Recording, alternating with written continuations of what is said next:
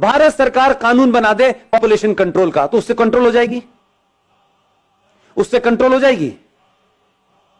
और क्या कानून में लगाए कि अगर नहीं मानोगे तो क्या करेंगे? क्योंकि आपको बीमारी है, हिंदुओं को बीमारी है, हमें नौकरी चाहिए, वो भी सरकारी। उन्हें नौकरी नहीं चाहिए, आपकी नहीं चाहिए, उनको नौकरी नहीं चाहिए, आपकी सब्सिडी। क्या करेंगे आप? क्या कॉलम लगाएंगे इसमें कि पॉपुलेशन कंट्रोल के लिए 2 बच्चे होने चाहिए, जो इसका उल्लंघन करेगा वो उसके साथ क्या करेंगे आप? बता दीजिए। कोई है आपके पास चार्टर इस बात का? लेकिन पूरा देश इसमें नहीं नहीं, पॉपुलेशन हमारे कंट्रोल पे लॉ बनना। अरे लॉ बन जाएगा, लेकिन लागू कैसे होगा? मैं पूछ रहा हूं, जो उल्लंघन करेगा क्या करेंगे? मार देंगे बच्चे को? उनके यहां तो अल्लाह की देन है। आप क्या करेंगे? बताएं, कोई सलूशन हो सरकार को बताएं। और ऐसे ऐसे शेख चिल्ली टाइप की बात करेंगे, नहीं साहब उनका जो है मताधिकार कैंसिल कर देना चाहिए। ये हिम्मत है? जो काम आप लीगल कर रहे हैं उसको तो पुचकार के करना पड़ रहा है आपको। जो संविधान में लिखा है उसको मजबूरियों में, ठोड़ियों में हाथ डाल के करना पड़ रहा है, इतनी पावरफुल सरकार होने के बावजूद भी। आप उनके मददगार ले लेंगे और पूरी दुनिया चुपचाप बैठी रहेगी। लेने की हिम्मत है? इसके अलावा उनका कोई मतलब नहीं है। उन्हें इसी काम के लिए तो बच्चे पैदा कर रहे हैं वो, और किस काम के लिए कर रहे हैं? बाकी दुनिया तो उनकी चली रही है। कितने लोग उसमें से सीईओ बनने के लिए जा रहे हैं? उनका तो पढ़ा लिखा इंजीनियर और डॉक्टर जो है केरला और मध्य प्रदेश, महाराष्ट्र से आईएएस में भर्ती होने जा रहा है। आज के कंप्यूटर युग में वो ये काम कर रहा है। लेकिन आप अपने बच्चे से कहेंगे इधर झगड़ा हो रहा है बेटा, इधर से मत जाना, तुम अपनी से इधर से जाना। उधर झगड़ा होने लगा तो आप कहेंगे इधर। इतने रास्ते आपने कर दिए कि अपने बेटे को, अपने बच्चे को लड़ना नहीं सिखाया कि ये चैलेंज है, तुम्हें लड़ना पड़ेगा। आज नहीं कल, कल नहीं परसों, 10 साल बाद, 50 साल बाद हम उसे बचाते रहे। जब सामने वो आया तो उस बेचारे ने एक्सेप्ट कर लिया कि यार मैं लड़ तो सकता नहीं। तो क्या फर्क पड़ता है यार, अगर मैं अपना नाम राम प्रसाद से गुलाम नबी रख लूं तो क्या फर्क पड़ता है? तब वो ये कह देता है, तब आपको लगता है अरे ऐसा कैसे हो गया। इसलिए लवजहत का भी शिकार आप हैं, क्योंकि आपको फुर्सत नहीं। मैंने बताया कि ना, माताजी गई हैं कीर्तन सुनने, पिताजी पैसे कमाने गए, घर में कोई भाई नहीं है। वो लड़की जो आपके घर में है भाई, उसके भी मन में बदलते हुए समाज की चीजें हो रही होंगी कि नहीं? वो भी किसी से बात करेगी कि नहीं? उसके बरखिलाफ दूसरे समाज में वो बीमारी वहां क्यों नहीं हो रही और आप क्या क्यों हो रही है? क्योंकि आप तो ज्यादा पढ़े लिखे हैं, आप तो बहुत मॉडर्न हैं, उसके बाद ये बीमारी आपकी हो रही है, और इतनी हो रही है कि अब आप चिंतित हैं। आपने अपने कारणों से ऐसे संकट पैदा किए हैं। आपका बस चले तो ये भी कहें कि अब इस पे भी कानून है। कानून के पीछे पड़ गए। कानून को कौन मानता है? कानून तो रेप का भी है, कानून तो दहेज का भी है, कुछ रोक रहा है? जब समाज में एक बड़ी आबादी भीड़ तंत्र में तब्दील हो गई हो, जो सुप्रीम कोर्ट को डराती हो, जो संसद को डराने में सक्षम हो, तब कानून कुछ नहीं करता है, तब समाज को करना चाहिए। भारतीय जनता पार्टी का ठेका है क्या? आरएसएस का ठेका है सिर्फ कि वही सिटीजन अमेंडमेंट एक्ट पे निकलेगी? ये भारत के बाकी लोग जिनका आरएसएस से या बीजेपी से कोई संबंध नहीं है, वो क्या हाथ बांध के पीछे खड़े रहेंगे? फेसबुक पे बस बोलेंगे वो खुद क्यों नहीं कुछ कर रहे? कोई रोक रहा है क्या आपको? अगर वो ऑर्गेनाइज कर रहे हैं तो उसमें भी आप जाके शामिल क्यों नहीं हो रहे? जो बीजेपी का है वो जाएगा क्योंकि वो कार्यकर्ता है, उसको टिकट लेनी है, उसको कुछ बनना है, उसको कैरियर है, इसलिए वो जाएगा। लेकिन दूसरी तरफ क्या हो रहा है? अहले हदीस का भी आ गया है, बरेलवी का भी आ गया है, देवबंदी का भी आ गया है, सब बाहर आ गए। इस वक्त लड़ाई उनकी मुश्तरका है, इसलिए सब निकल के आ गए।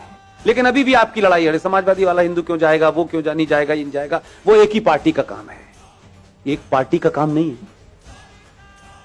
ये citizen amendment bill Bharatiya Janata party का एजेंडा नहीं है। वो पॉलिटिक्स में है, उनकी पार्टी सत्ता में है, इसका मतलब नहीं सारा ठेका उन्हीं का है। मेरा और आपका जो उसका भारतीय जनता पार्टी से डायरेक्टली इनडायरेक्टली कोई संबंध नहीं है, लेकिन एक इस नागरिक के नाते, इस देश के एक समझदार, एक ईमानदार सिटीजन के नाते मेरी कोई भूमिका नहीं है। दंगे होंगे तो पुलिस रोकेगी, जुलूस निकालना होगा तो बीजेपी निकालेगी, हम सिर्फ जो है बैठे बैठे अपने लड़के को अमेरिका भेजने का रास्ता बताएंगे। ये नहीं चलेगा। एक संकट नहीं है, ये सिर्फ शुरुआत है जो बहुत दिन से रुकी हुई थी। इसलिए मैं कहता हूं कि इस देश में राष्ट्रवादी ताकतें, सनातनी शक्तियां जैसे जैसे मजबूत होंगी, इस देश में गद्दारों के चेहरों से बेनकाब जल्दी होंगे। लिहाजा अगर आप ये चाहते हैं, सरकारें आएंगी, सरकार चली जाएंगी, कोई पता नहीं है कौन कितने समय तक रहने वाला है। देश तो पहले भी चल रहा था, घिसट रहा था, कुछ अच्छा था, कुछ बुरा था, कुछ जीते, कुछ हारे, ये सब चल रहा था। लेकिन अपने दिल पे हाथ रखिए कि जिन समस्याओं को हम नेहरू जी ने दे दी है, ये गांधी जी ने दे दी है, ये फला ने दे दी है, ये उसने कर दी है, जब उन समस्याओं को जड़ से खत्म करने का समय आ रहा है तो फिर इतनी अगर मगर क्यों हो रही है? फिर इंतजार किसका हो रहा है? पहली बार इस देश में सरकार राष्ट्र के लिए काम कर रही है, तो समाज की जिम्मेदारी क्या है कि पूरी ताकत से खड़े हो और सरकार को यह भरोसा दिलाएं कि हम जो काम आप कर रहे हैं वो हमारे लिए शायद उसका तत्कालिक कोई फायदा हो ना हो, लेकिन आने वाली नस्लों के लिए होगा। यह तय होगा कि 20 साल के बाद मेरे बच्चे टोपी लगाएंगे, मेरी बेटियां बुर्का पहनेंगी या नहीं पहनेंगी। अगर नहीं चाहते हैं तो ताकत से खड़े होइए। वो कौन है, कौन नहीं है, कैसा है, बुरा है, अच्छा है, यह महत्व नहीं है। इस समय कई सवाल पूछने का समय नहीं है। दूसरे सवाल नहीं पूछ रहे हैं, पूरी दुनिया में है। पाकिस्तान नेशनल असेंबली का चेयरमैन चिट्ठियां लिख रहा है सऊदी अरब को। 2.5 लाख की रैली निकल रही है उस बांग्लादेश को जिसे आपने चड्डी बनियान पहनना सिखाया है। नंगे घूम रहे थे वो, जिनकी आधी आबादी आपके मुल्क में है, और आपके मुल्क में सत्ता लोभी लोग उनको कह रहे हैं इनको रखो, ये हमारे दबान है, क्योंकि इन्हीं से हमें वोट मिलेगा और इसी हम सत्ता में रहेंगे। यही कारण रहा होगा 1000 साल पहले भारत के गुलाम होने का, जो आज दिखाई देता है मुझे। कैसे कैसे नारे लग रहे हैं इस देश के अंदर। हर राज्य एक अलग अलग बात कर रहा है। कोई यूएनओ चिट्ठी लिख रहा है, आपके लोगों की गिनती ज्यादा है उसमें। वही ताकतें बाहर निकल रही हैं। सबके नाम नहीं लेना चाहता, इतने महान नहीं उनका नाम लूं मैं, लेकिन राष्ट्र को आपकी जरूरत है। और आप समझ लीजिए, हम सब लोग इतने बेहया हो चुके हैं, इतने बेगैरत हो चुके हैं कि हम जरा सा अगर हमारे आदमी में कहीं कमजोरी हो गई, जरा सी कहीं हल्का सा भी वो कमजोर पड़ा, हम पहले लोग हैं जो ये कहेंगे। हम बहुत कह रहे थे यार इतना नहीं करना चाहिए था, देखो इसने इतना ज्यादा कर दिया था, हम इतने मक्कार लोग हैं। हम उसके बुरे वक्त में, क्योंकि ये उसका बुरा वक्त नहीं है, ये देश का और राष्ट्र का बुरा वक्त है। इस वक्त कुछ भी नहीं सोचना है मुझे, न मैं सोचना चाहता हूं, न मेरी कोई महत्वाकांक्षा है। हम अगर 5 लोगों को जगा सकते हैं तो 5 को जगाएं, क्योंकि हमारे यहां कुछ लोग सो नहीं रहे हैं, हमारे यहां जगे हुए लोग भी सोने का बहाना कर रहे हैं। लिहाजा ऐसे सम्मेलन हर दिन होने चाहिए, हर जगह होने चाहिए, सड़कों और चौराहे पर होने चाहिए और खुले में होने चाहिए, ताकि एक बार में लाखों लोग सुने। इसकी यह महत्वता नहीं है कि इसमें कौन बोलने आया है, कौन चीफ गेस्ट है, कोई ना कोई आता रहेगा। और आपने सोचा भी नहीं होगा कि इस देश में 15-20 लोग इसी समय देश के अलग अलग कोनों पे बोल रहे हैं। उनका किसी पार्टी से कोई संबंध नहीं है, वो किसी पार्टी के ऑफिस नहीं गए। हमारा राष्ट्रवाद राज्यसभा की कुर्सी तक महफूज नहीं रहना चाहिए। अब हम राज्यसभा में आ गए तो हमारा राष्ट्रवाद पूरा हो गया, अब हमें सत्ता की मलाई खानी है। उससे पहले हम बहुत राष्ट्रवादी थे। मैंने कई लोगों को रातों रात बदलते देखा है पिछले 6 महीने में, माफ कीजिएगा। एकदम दुकान बंद हो गई है उनकी, अब वो पॉलिटिकली करेक्ट हो गए हैं। अब उन्हें उन लोगों में बैठना है जिन्हें इंटेलेक्चुअल कहा जाता है। अब उन्हें हिंदुत्व की बात करना थोड़ा सा ऐसा लगता है, भाई देखो हमें ध्यान तो रखना चाहिए, इस देश में 35 करोड़ मुसलमान हैं, तो 6 महीने पहले क्यों बोल रहे थे? इसलिए आपके यहां ईमानदारी नहीं है। 15-20 लोगों में चाहे मेजर जनरल जीडी बख्शी हो, कर्नल RSN हो, सुशील पंडित हो, गौरव आर्या हो, ललित अंबरदार हो, इनमें से कोई एजेंडा है किसी का?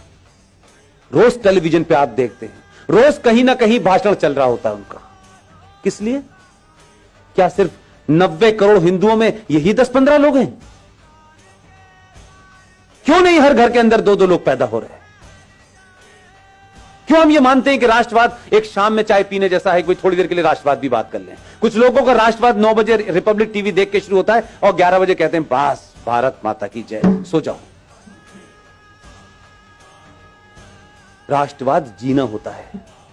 अगर आपको अपने पे गर्व नहीं है, अपने इतिहास पे गर्व नहीं है, आपको बौनों जिन्होंने गुलाम बनाया है, अगर आप उनको महसूस कर रहे हैं, आप उनको मजबूरी में आपको झेलना पड़ रहा है, तो इसका मतलब यह है कि आपके अंदर कोई अपना स्वाभिमान नहीं है।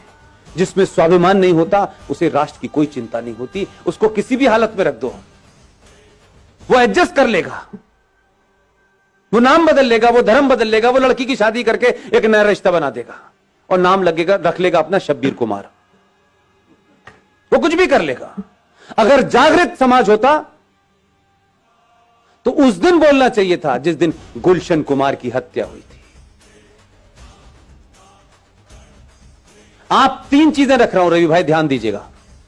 इस देश की प्राइमरी एजुकेशन को हमने क्रिश्चियंस के हाथों सौंप दिया है, राइट? इस देश के इतिहास को हमने 70 सालों में कम्युनिस्टों के हाथों में सौंप दिया था। और तीसरी चीज बताऊं, इस देश का एंटरटेनमेंट आपने जिहादी मुसलमानों के हाथों छोड़ दिया। आपकी तीनों चीजें आपके पास नहीं हैं, इसलिए गुलशन कुमार की हत्या हुई, आप समझे ही नहीं कि उसका क्या मसला था। गुलशन कुमार की हत्या भारत की एंटरटेनमेंट इंडस्ट्री के अंदर भजन, कीर्तन और मंदिर को बाहर कर दिया उसने। और अब मौला रे मौला होता है, लड़की हिंदू घर की होती है, लड़का मुसलमान घर का होता है। हर फिल्म में बताया जाता है इस्लाम कितना अच्छा है, हर फिल्म में बताया जाता है कि मुसलमान कितना अच्छा होता है। आपकी नई जनरेशन इसी चक्कर में गफलत पे है। ना आपने खुद इतिहास लिखा है, ना प्राइमरी एजुकेशन आपके पास है, ना ही इंटरटेनमेंट का कोई नैरेटिव आपके पास है।